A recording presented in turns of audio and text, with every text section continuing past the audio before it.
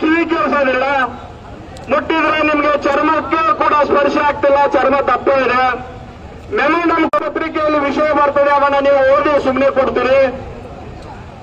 ಅದಕ್ಕಾಗಿ ನಾನು ನಿಮ್ಮಲ್ಲಿ ವಿನಂತಿಯನ್ನು ಮಾಡ್ಕೊಳ್ತೀನಿ, ಬಪ್ರಗಿ ಗ್ರಾಮದ ಕೊಡೇಕಲ್ ಗ್ರಾಮದ ಆರೋಪಿಗಳನ್ನ ಏಕೆ ಬಂಧಿಸಿಲ್ಲ?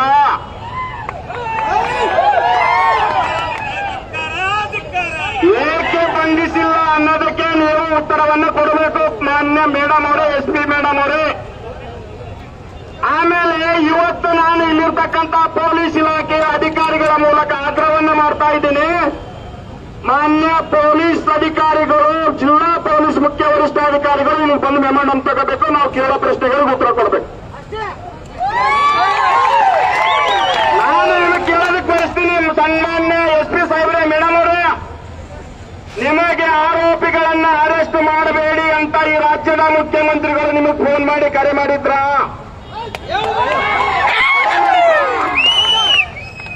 ಇಲ್ಲ, ಈ ರಾಜ್ಯದ ಹೋಮ್ ಮಿನಿಸ್ಟರ್ ಆದಂತ ಸನ್ಮಾನ್ಯ G. ಪರಮೇಶ್ವರ್ ಅವರು ನಿಮಗೆ ಕರೆ ಮಾಡಿ ಆರೋಪಿಗಳನ್ನ ಬಂಧಿಸಬೇಡಿ ಅಂತ ಹೇಳಿದ್ರ? ಇಲ್ಲ, ಈ ಜಿಲ್ಲೆಯ ಉಸ್ತುವಾರಿ ಸಚಿವರುಗಳಾದಂತ ಸನ್ಮಾನ್ಯ ಶ್ರೀ ಶರಣಬಸಪ್ಪ ದರ್ಶನಪುರ ಅವರು ನಿಮ್ಮ ಮೇಲೆ ಒತ್ತಡ ಹಾಕಿ ಆರೋಪಿಗಳನ್ನ ಬಂಧಿಸಬೇಡಿ ಅಂತ ಹೇಳಿದ್ರ?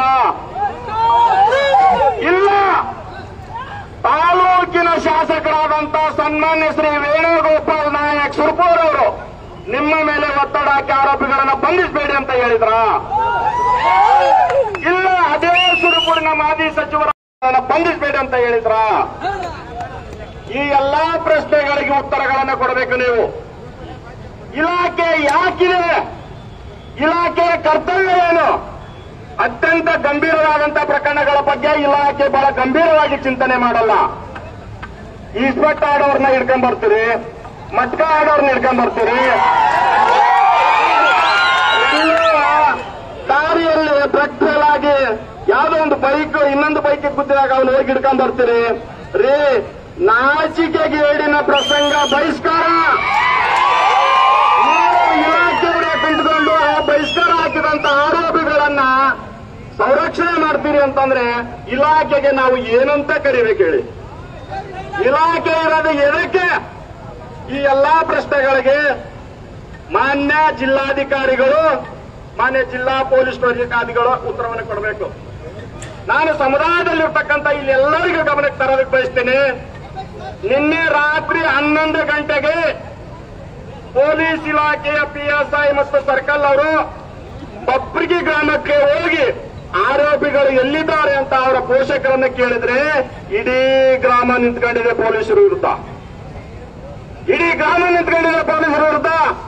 ಅಂದ್ರೆ ಪೊಲೀಸ್ ಇಲಾಖೆಗೆ ಶಕ್ತಿ ಇಲ್ಲ ಅಂತ ತಿಳ್ಕೊಳ್ಬೇಕು, ಅಥವಾ ಈ ಜಿಲ್ಲೆಯಲ್ಲಿ ಪೊಲೀಸ್ ಇಲಾಖೆ ಸಂಪೂರ್ಣ ವಿಫಲ ಆಗಿದೆ ಅಂತ ತಿಳ್ಕೊಳ್ಬೇಕು, ಅಥವಾ ಇಂಥ ಕೃತ್ಯವನ್ನು ನಡೆಸಿದಂತ ಆರೋಪಿಗಳನ್ನ ಬಂಧಿಸಕ್ಕೆ ಆಗ್ತಿರ್ತಕ್ಕಂಥ ಶಕ್ತಿಹೀನ ಪೊಲೀಸರು ಅಂತ ತಿಳ್ಕೊಳ್ಬೇಕು.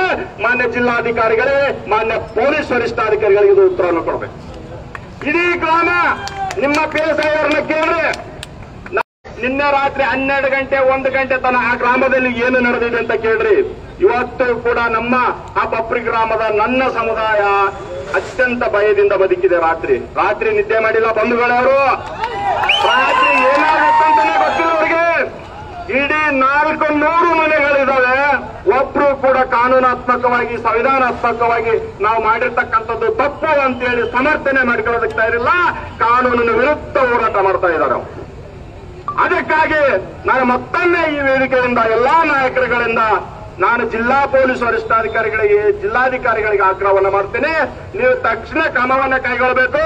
ಇಲ್ಲದಿದ್ರೆ ಇದು ಸಾಂಕೇತಿಕ ಅನ್ಕೊಂಡು ನಿಮ್ಮ ಮುಂದಿನ ದಿನಗಳಲ್ಲಿ ಅಂತಲ್ಲ, ಇನ್ನು 2-3 ದಿನಗಳಲ್ಲೇನೆ SP ಕಚೇರಿಗೆ ಮುತ್ತಿಗೆಯನ್ನು ಹಾಕ್ತೀವಿ. ನಾವು SP ಕಚೇರಿ ಮುತ್ತಿಗೆಯನ್ನು ಹಾಕ್ತೀವಿ. ಕಾರಣ, ನೀವು ಈ ಪ್ರಕರಣವನ್ನ ಗಂಭೀರವಾಗಿ ತೆಗೆದುಕೊಳ್ಳೋದನ್ನು ಇಷ್ಟೊಂದು ನಿರ್ಲಕ್ಷ್ಯ, ವಿಳಂಬ ನೀತಿಯನ್ನು ಅನುಸರಿಸುವಂತ ನೀತಿ ಇದೆಯಲ್ಲ, ಅದನ್ನ ನಾವು ಇಲ್ಲಿರ್ತಕ್ಕಂಥ ಎಲ್ಲಾ ನಾಯಕರು ಸಾಮೂಹಿಕವಾಗಿ ಖಂಡಿಸ್ತೀವಿ. ನಾವು ಅದನ್ನ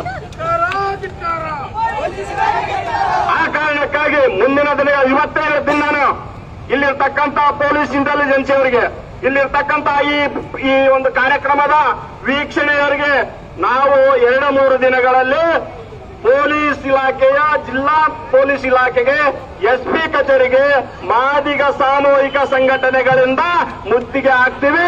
ಈ ಕೇಳಿರ್ತಕ್ಕಂಥ ಪ್ರಶ್ನೆಗಳಿಗೆ ಉತ್ತರ ಕೊಡಬೇಕು, ಇಲ್ಲ ಅವತ್ತು ಮುತ್ತಿಗೆ ಹಾಕಿದಾಗ ಉತ್ತರ ಕೊಡಬೇಕು ಮೇಡಮ್ ಅವರೇ ಅಂತ ಹೇಳ್ತಾ ಈ ಮಾಡಿದಂತ ಎಲ್ಲಾ ಪದಾಧಿಕಾರಿಗಳಿಗೆ ನಾನು ಅತ್ಯಂತ ಹೃತ್ಪೂರ್ವಕವಾಗಿ ಸಮುದಾಯದ ಪರವಾಗಿ ಧನ್ಯವಾದಗಳನ್ನು ಹೇಳ್ತೇನೆ.